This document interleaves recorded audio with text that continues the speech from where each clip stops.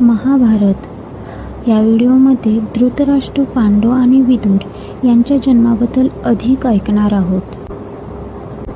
राजा विचित्रवीर याच्या अकाली मृत्यूमुळे गादीला वारसदार नाही राहिला.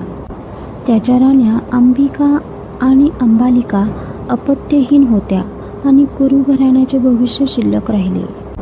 त्या निराशेमध्ये राणीमाता सत्यवती यांनी आपल्या दुसऱ्या मुलाला ऋषी पराशराच्या मिलनातून जन्मलेल्या ऋषी व्यासांना नियोगाद्वारे वंश कायम ठेवण्यासाठी बोलावले, ज्यामध्ये एक ऋषी राजाच्या अनुपस्थितीत सिंहासन घेत असे मुलांचे वडील. व्यासांनी या कार्यात सहमती दर्शवली, परंतु चेतावणी दिली की त्याची उपस्थिती भयानक असू शकते आणि राण्यांना घाबरवू शकते. प्रथम अंबिकाला व्यासांकडे पाठवण्यात आले.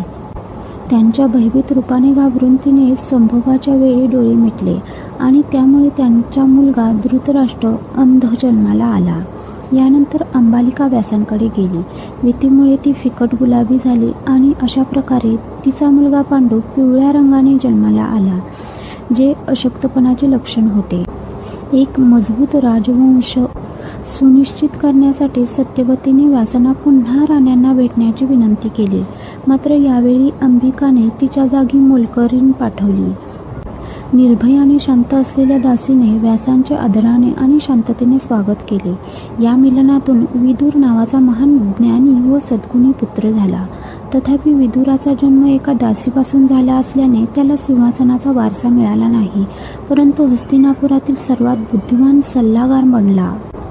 अशा प्रकारे दैवी कृत्ये आणि प्रारब्धाच्या पूर्ततेने आंधळा पण शक्तिशाली असलेला धृतराष्ट्र, फिकट पण पराक्रमी असलेला पांडू आणि ज्ञानी आणि न्यायी असलेल्या विदुराचा जन्म झाला.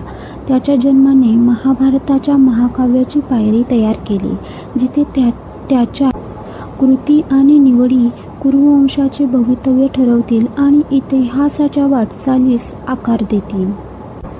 Thanks for listening. पुढचा अध्याय 2.1 पांडव ऐकण्यासाठी चॅनलला सबस्क्राईब करा.